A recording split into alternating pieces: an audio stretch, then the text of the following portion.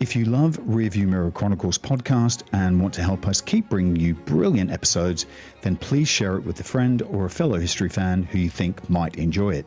Thanks for your support, and I hope you enjoy this episode.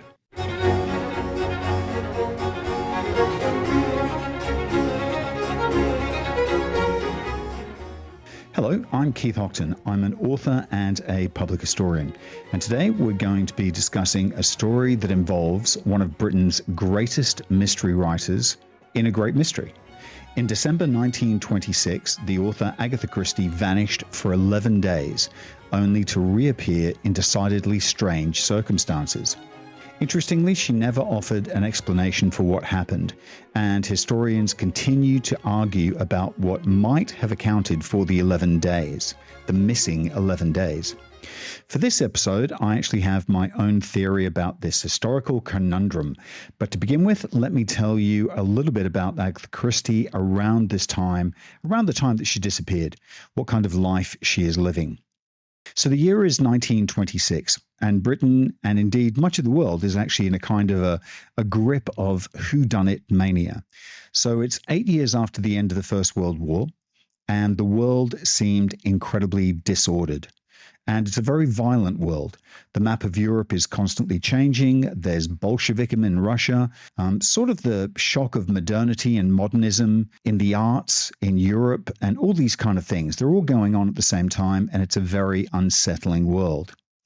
And in this world, sort of middle-class people in particular have a thirst for detective stories, because detective stories deal with violence and the uncertainty of the world. They make it easy to cope with. They resolve it. You know, there's a killer, and then you find the killer, and order is restored.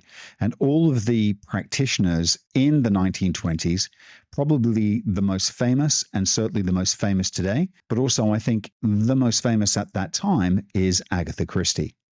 So Agatha Christie in 1926 is, well, what is she? She's about 35 or 36 years of age.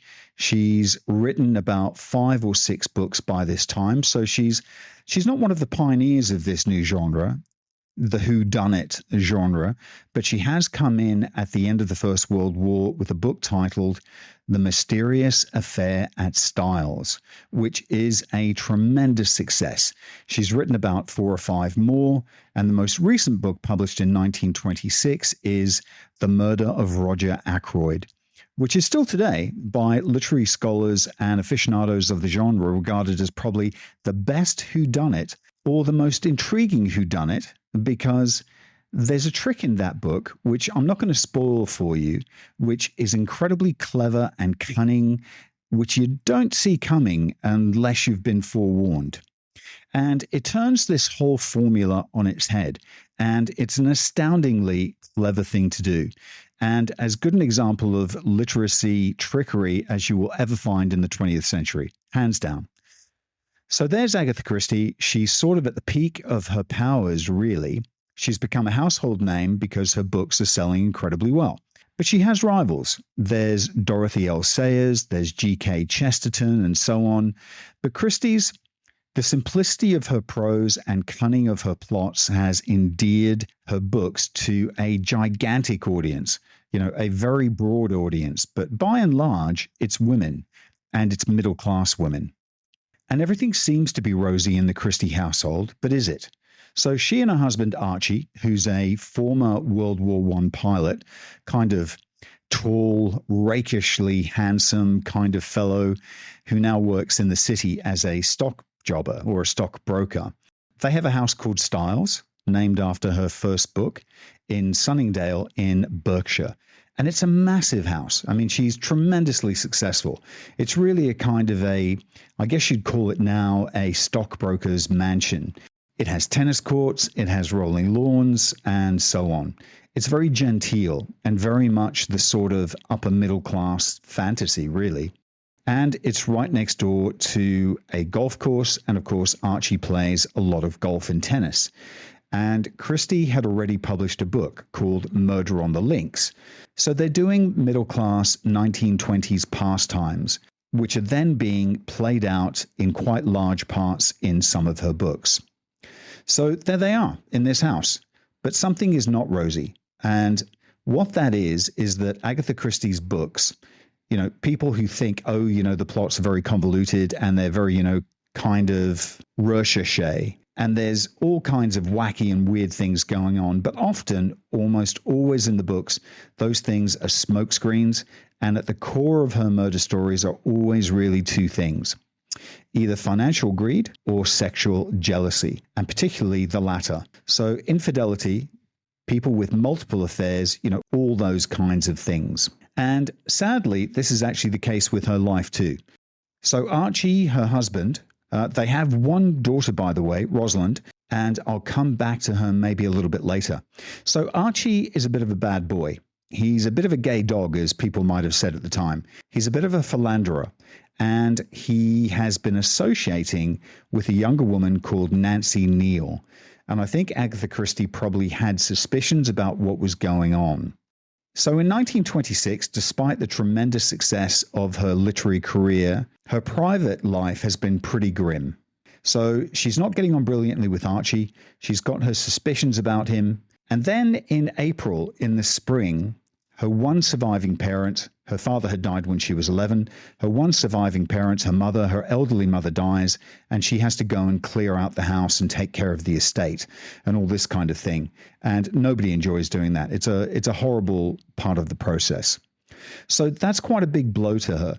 And then in August, we don't know exactly how or why this happens, but clearly things between Agatha and Archie come to a head. Either she found out or something got out, or he just made a clean breast of it or whatever. But basically he says to her, I'm having an affair with a younger woman called Nancy Neal. I'm in love with her. I want out. And Agatha Christie is completely shocked. But for a couple of months, really nothing happens. No decisions are made. So they're still together under the same roof. Relations are tense, to say the least, and the world doesn't know about it. She just seems to be this all-conquering detective novelist who has the perfect life. And then you get to the beginning of December 1926, and that's when the mystery begins to unfold. So it's the 3rd of December on a dark, cold night, very suitable for a mystery story, and it seems that the two of them had an argument earlier during the day. I think it's a Friday, and Archie says he's going to spend the weekend with some friends and not with Agatha. Obviously, from Agatha's point of view, this is not really what she wants to hear. And of course, when he says friends, she probably assumes that he means Nancy Neal. So she's at home, she's working late, and she seems to have gone upstairs. She kissed her sleeping daughter goodnight. She left a note for the secretary and for her husband's secretary, basically saying that the plans for the next few days are this, and I've put it all in the diary, and then she just vanishes. So she leaves the house, she gets into the car. It's very late when Archie actually discovers that she's gone, and he then discovers she's taken the car, and basically she just drives off into the darkness. And that is the last anybody sees of her. So it's as though she's disappeared from the face of the earth.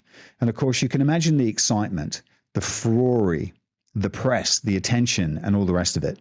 And very, very quickly, it becomes a massive story.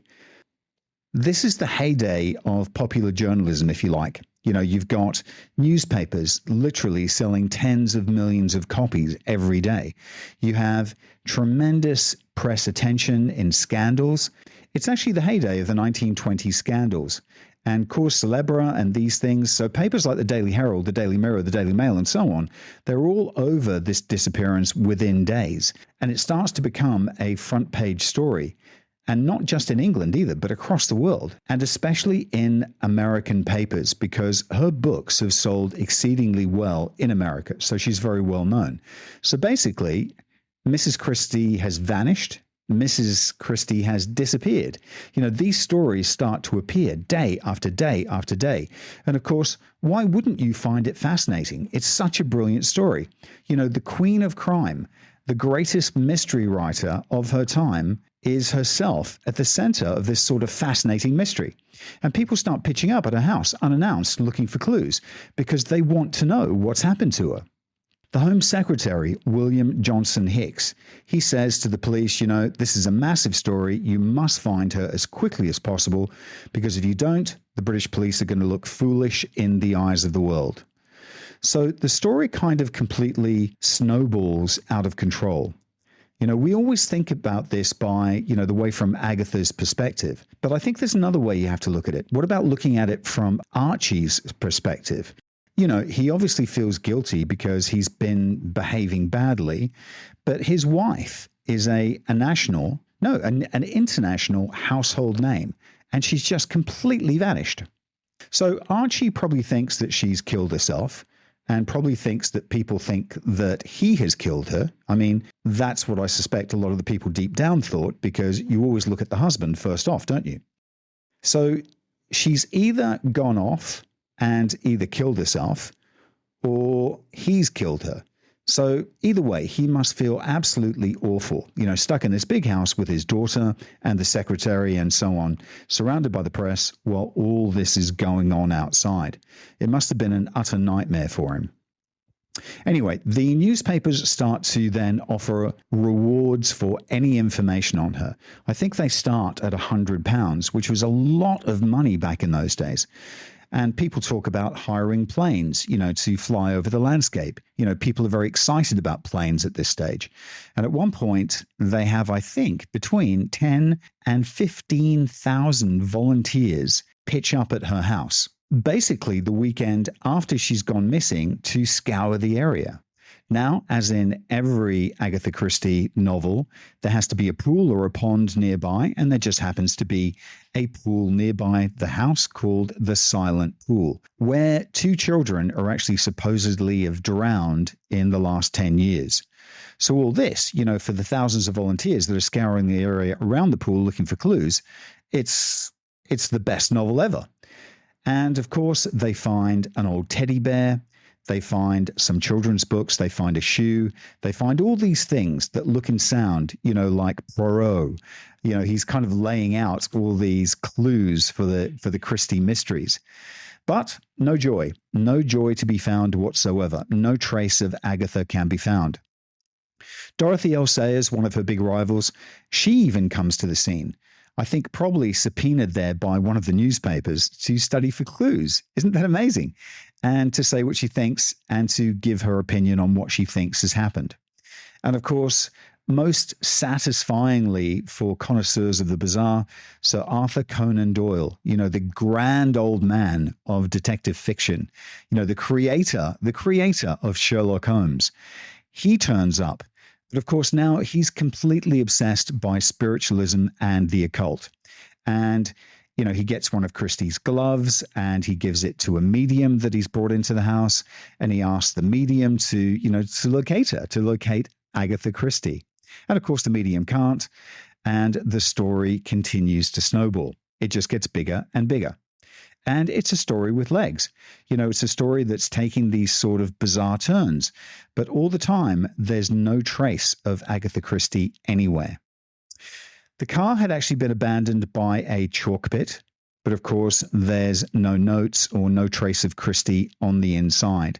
And there's no clues in the car about where she might have gone.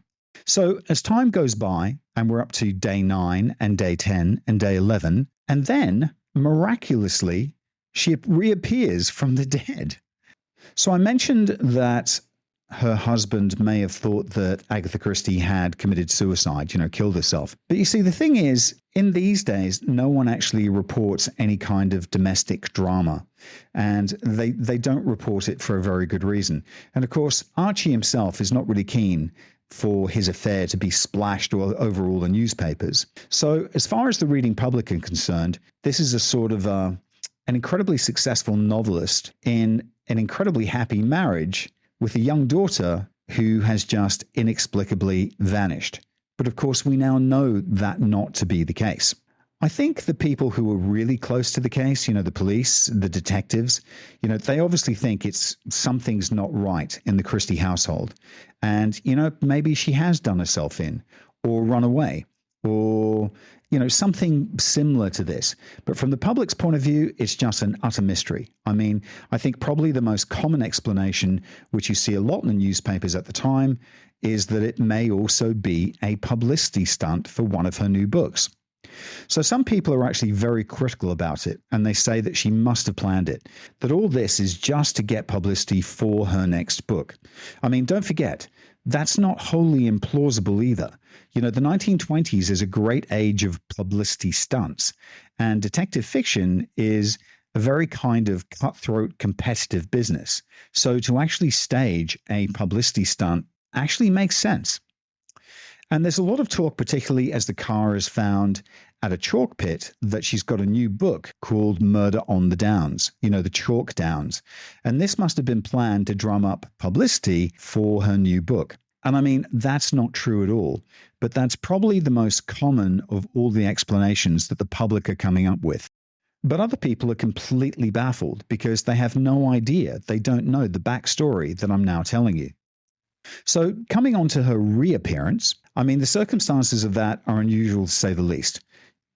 Having the police and Sir Arthur Conan Doyle and Dorothy L. Sayers on the case, the irony is that the man who kind of cracks the case, as it were, is a banjo player from Harrogate, and his name is Bob Tapping, and he plays the banjo in a band at the Swan Hydropathic Hotel in Harrogate in Yorkshire.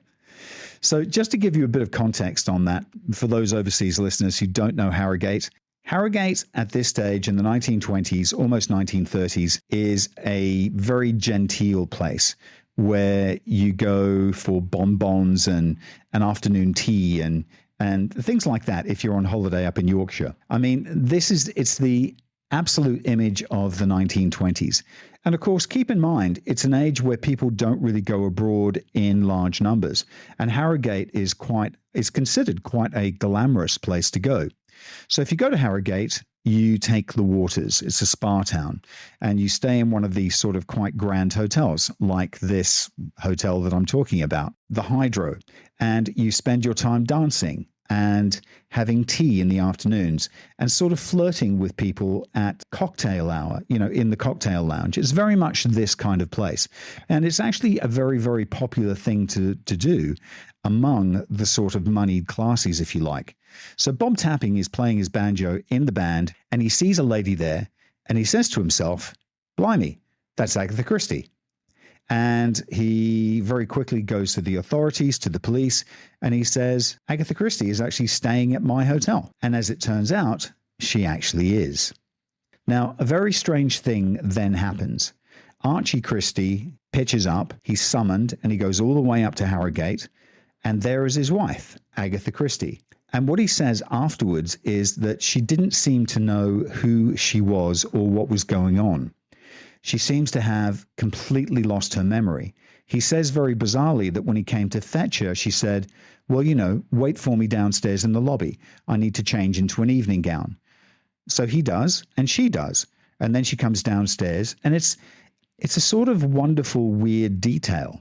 And he says she had a blow on her head while she was driving the car, and she then suffered amnesia. So the press kind of go for it. He then tells the press that she forgot who she was, where she was, that she'd even checked into this hotel in Harrogate, and sort of, well, I guess the rest is history. There she is up in Harrogate, where she's been missing for 11 days, and she's having tea with people and chatting away and being very friendly, and no one realizes who she is. So it's all a very weird state of affairs. And since then, a lot of people have said, well, did she actually suffer amnesia? Was she in a kind of fragile state? And of course, the papers are loving this, and they're getting all these sort of, amateur medical experts in who are saying, absolutely, that could be the case. And they're then saying, well, maybe she was in a kind of a trance.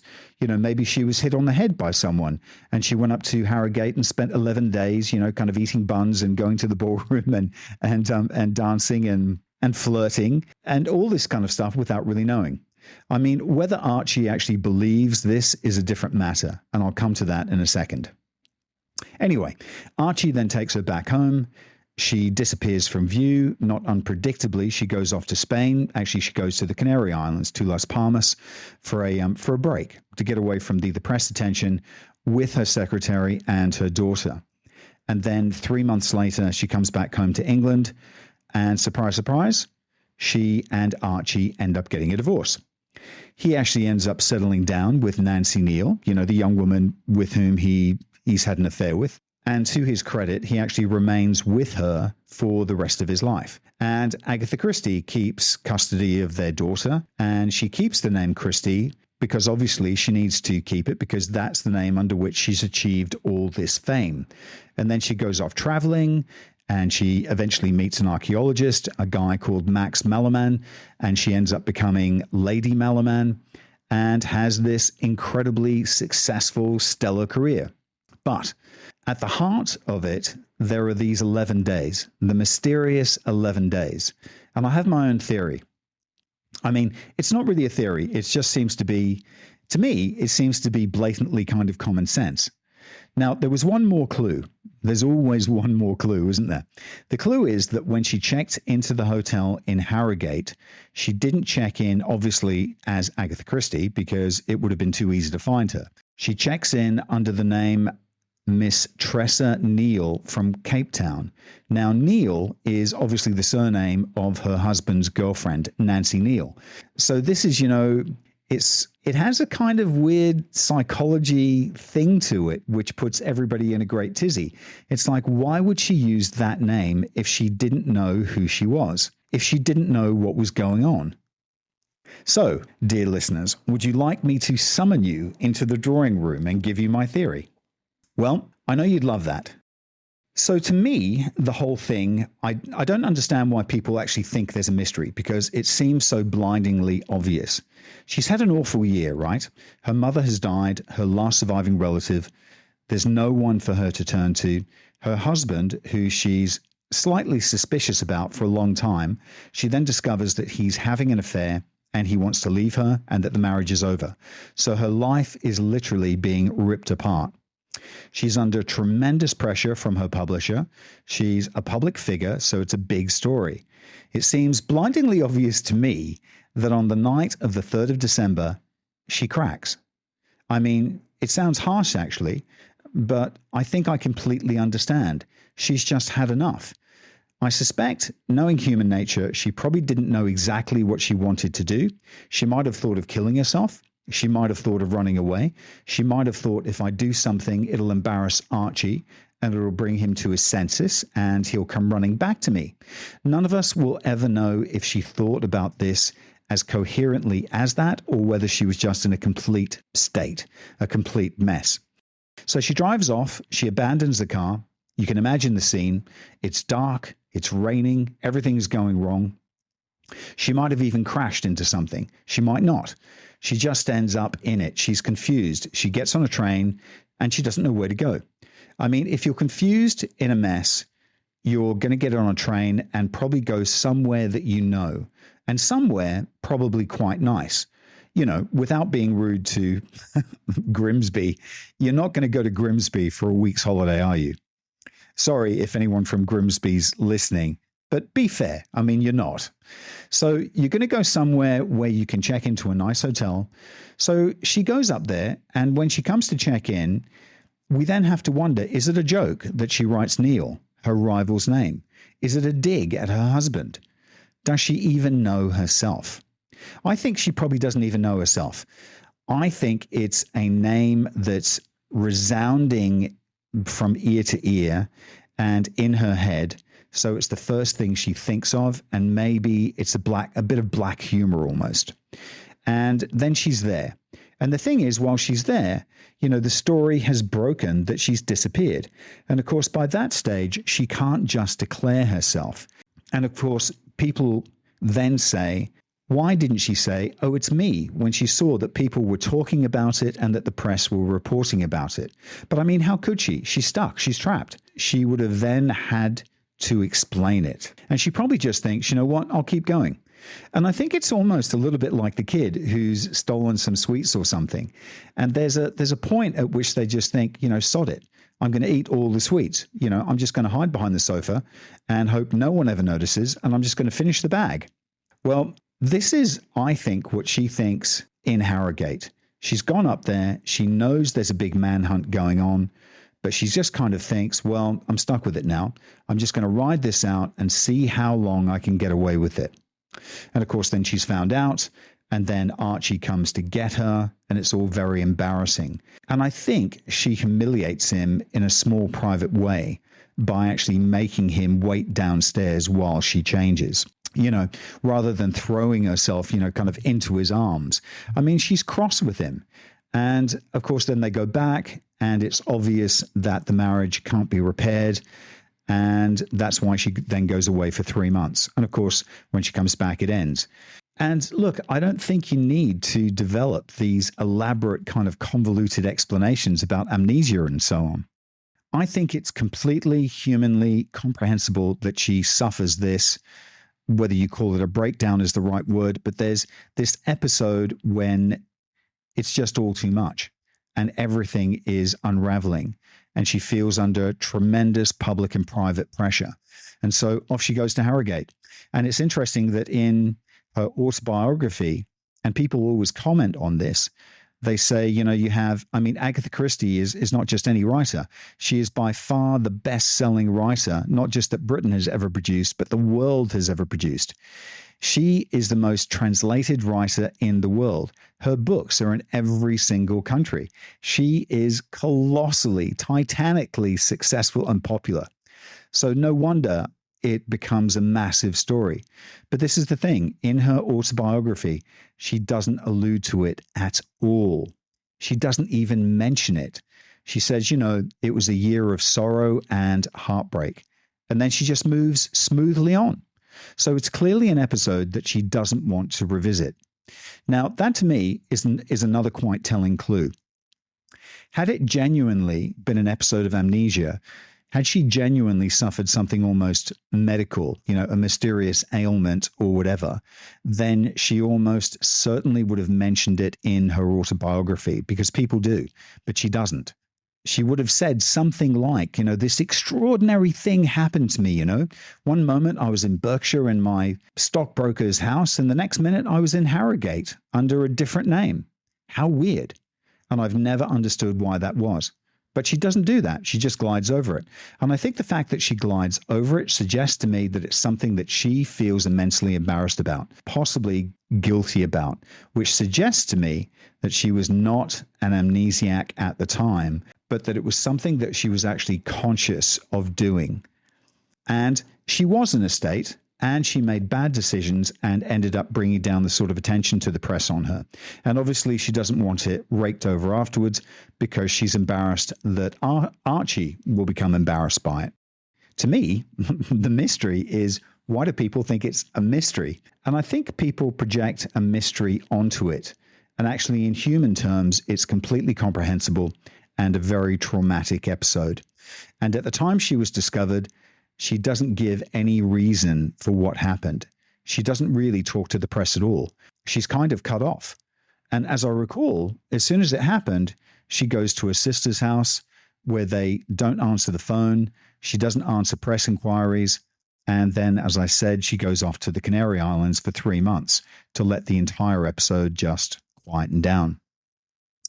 Today, her publisher would actually make her put a post or a statement, on Twitter, kind of explaining, what had gone on. But at the time, of course, there's no communication with the press really at all. It's just, Miss Christie has been ill and she's had this terrible thing happen to her and she'd like privacy now, so bugger off. And that's the story. So no, she never talks about it at all. At all. And then I wondered if it was a coincidence that this great mystery writer was herself involved in a great mystery. And I honestly don't think it was a publicity stunt. I completely reject that idea. Christie has no real history of publicity stunts. She also has no history of exposing her family to the public eye unnecessarily. She's quite a private person, and she's incredibly private afterwards. And the lack of evidence in it, in her autobiography, also suggests that she's a very private person. So the publicity stunt is completely out of character. It does, however, get her publicity, and it probably does add to her book sales. It just seems, it's such a bizarre thing to do. I mean, I'm going to disappear for 11 days and pitch up at a hotel in Harrogate under a false name. I mean, knowing book publicists as I do, if I ever pitched that idea to my publicist at HarperCollins, I think they'd be a bit bamboozled, and they certainly wouldn't let me get away with it. So then the question is, did it occur to her to stage a mystery because she was a mystery writer? I mean, look, that's an interesting question, but I think probably the answer is no, because I think that assumes too much planning. I don't think this, as it were, a premeditated crime. What I do think, though, is that if you're going to look at it at a link between this episode and her books, I mean, I said earlier on that people often have completely the wrong idea about Agatha Christie. So people who want to dismiss her often say she has these ridiculously convoluted plots. And, there's no psychological acuity in these books and all these kinds of things. And actually, one of the great things about Agatha Christie is the sort of complexity that she brings to the plots. That really, really kind of blindsides you. It often confuses you. And actually, often when the detective strips all that away and they say, let's get to the nuts and bolts of the case, Poirot or Miss Marple, they quite often say in the text, they'll say, crime is very simple. Human nature is very simple. And it revolves around a few very, very basic, almost banal things: greed, love, and so on. And to me, the parallel between the work and the life is that this appears to be typically Christie-like, convoluted, weird, extravagant story. But at the bottom, I think it's absolutely simple and basic, something that probably millions of people can kind of recognize actually as something that would just happen to her. It's somebody who suffered betrayal and heartbreak, who's just kind of lost it. And they're behaving kind of irrationally. I mean, which of us has not done something vaguely familiar or known somebody who's done something vaguely similar at this point in their life? After an argument or after a breakup or, whatever. So I think that's what this is. And when she writes her books and she has these convoluted stories, and then at the base of it, it's something very basic and always very human. I mean, I think she knows that from her own life because her own life, and actually, the love triangle, by the way, is one of her absolutely central devices. She uses it again and again in her books. And of course, a lot of her biographers have said, well, one reason why she uses it so much is not just because it resonates with so many of her readers, but also because it formed the most traumatic part of her own life. So that, I think, is the parallel between the sort of lived experience and the other stuff of her fiction. I'm not saying she used this in her books or that she based it on the stuff that she'd already done, but I just think that she had known what it was like to be human and to experience passion and to experience heartbreak and all of that it brings with it. And she had to put that into the books, and often that is the core of all her detective fiction. And actually, guys, once you realize that this has actually happened to her, and then when you read the detective fiction, you can often see it. I mean, I think her books are massively underrated. I continue to read them to this day. And her sense of human nature, I think, is somebody who knew what jealousy was and what disappointment was and all of those kind of things. The mystery, I think, is solved. Thanks for listening in, folks. Bye for now.